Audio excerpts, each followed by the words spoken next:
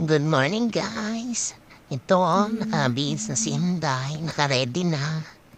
Nakabagkilay niya. Di ba, Pop? Ganun.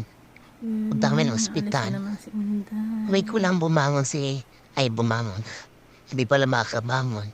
Wait ko lang Wait ko lang gumising si Dora at Pilay. ibabangon ko siya sa wheelchair. Pupunta na kami sa Hintayin ko lang baba. ako. Pababa na kami. Hintayin ko Hintayin ko lang magising. siya. Alas 10 Babangon ko daw. yan. Isasakay ko sa wheelchair. Kami Punta alis ka na. ng ospital. Pabulong-bulong ako at mama, gising maganitan pa ako. Wait ko lang siya gising. Naka-ready na. Ang init sa labas, kaya nakatutok ako sa electric fan dito. Grabe.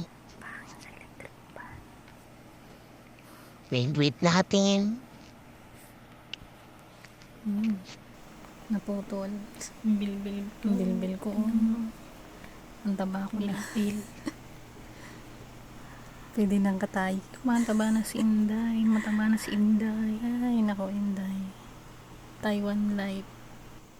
Yan lang po. Thank you. God bless. Follow me guys.